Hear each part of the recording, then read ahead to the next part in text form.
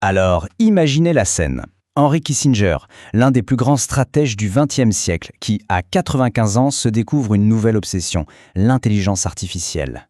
Et pour la comprendre, il ne fait pas les choses à moitié, il va chercher l'un des plus grands noms de la tech, Eric Schmidt, l'ancien patron de Google, pour devenir son tuteur. C'est le point de départ d'une collaboration, d'une amitié même, totalement improbable, qui va nous emmener au cœur d'un des plus grands enjeux de notre temps. C'est assez fou de lire ça, non? Cette phrase, c'est Kissinger qui l'écrit quand il est encore étudiant. Et c'est déjà incroyablement révélateur.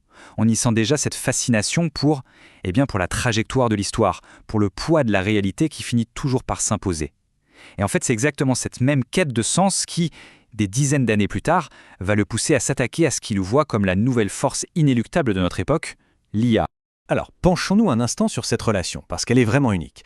D'un côté, on a l'homme d'État, vous savez, celui qui a passé sa vie à naviguer dans les logiques de pouvoir du XXe siècle. Et de l'autre, le visionnaire de la tech, celui qui a littéralement aidé à construire le monde numérique dans lequel on vit. Qu'est-ce qui peut bien les réunir? Eh bien, c'est une conviction commune. L'IA est en train de tout, absolument tout changer. Et le contraste entre les deux est saisissant. Vraiment. Kissinger, lui, pense en termes d'équilibre des puissances, d'histoire, de tragédie humaine, c'est son logiciel.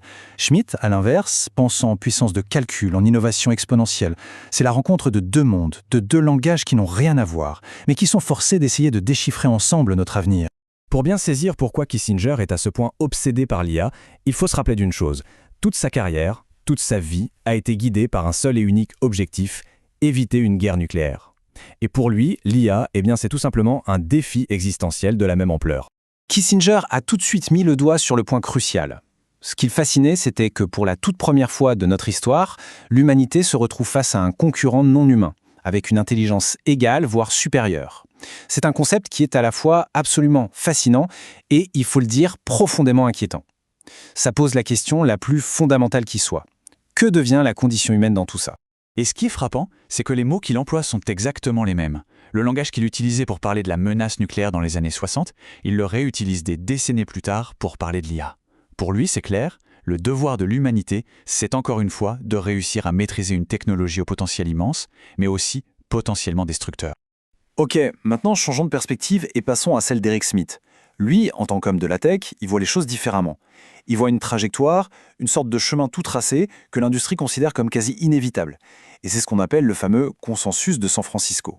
Ce consensus de San Francisco, c'est un terme qu'il faut vraiment retenir. En gros, ça décrit cette croyance, partagée par tous les grands noms de la Silicon Valley, que la route vers la superintelligence est non seulement possible, mais inéluctable. Et c'est cette conviction qui justifie les milliards et les milliards de dollars investis et ce rythme de développement complètement fou. Alors, comment ça se dessine, cette trajectoire ? Eric Schmidt, lui, la découpe en 3 grandes étapes très claires.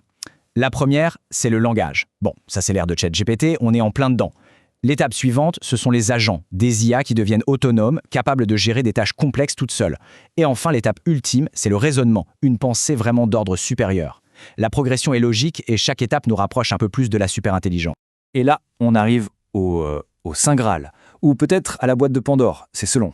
C'est ce qu'on appelle l'auto-amélioration récursive. C'est le moment théorique où une IA devient capable de s'améliorer toute seule sans plus aucune intervention humaine. C'est le point de bascule. Le moment où ça pourrait déclencher une véritable explosion d'intelligence, une croissance exponentielle et totalement imprévisible. Et ce qui rend tout ça si urgent, c'est le calendrier. À San Francisco, les plus optimistes, ou les plus fous, parlent de 2 ans. Eric Schmidt, lui, se veut un peu plus prudent. Il double la mise et il dit 4 ans. Mais enfin, 4 ans, c'est demain. Ça veut dire que ce débat, ce n'est plus de la science-fiction. C'est notre réalité politique, sociale, et c'est pour tout de suite.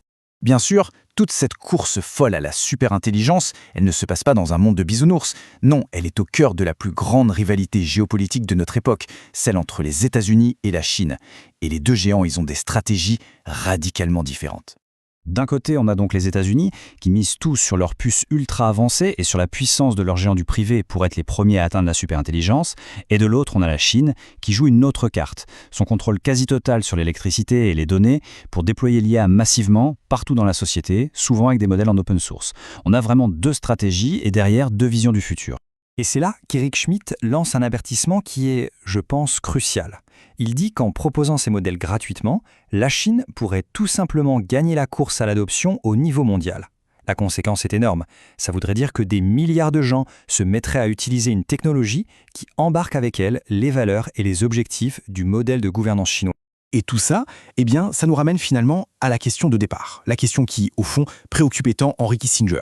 Au-delà de la tech, au-delà de la géopolitique, la vraie question, c'est comment est-ce qu'on préserve notre humanité là-dedans? Le vrai défi, en fin de compte, il n'est plus technologique. On sait qu'on peut le faire. Non, il est humain. La question, c'est comment est-ce qu'on s'assure que cette IA est construite avec des valeurs humaines? Et surtout, comment on s'assure que ce sont bien les humains qui restent aux commandes? Et ça se résume en 3 questions. Des questions existentielles. Premièrement, qu'est-ce que ça veut dire être humain, si on n'est plus les seuls êtres intelligents sur la planète? Deuxièmement, qui est responsable quand une IA prend une décision, que ce soit en économie, dans la société ou pire, à la guerre? Et enfin, comment est-ce que les conflits vont évoluer à l'ère de la guerre algorithmique? C'est le domaine de Kissinger, et il est sur le point d'être bouleversé. Pour finir, juste une petite expérience de pensée, toute simple mais très parlante. Imaginez une ville remplie de voitures autonomes. Le trafic est parfait, tout est optimisé par l'IA, c'est d'une fluidité incroyable. Et puis, soudain, une personne a une urgence médicale. Elle a besoin de faire une exception au système.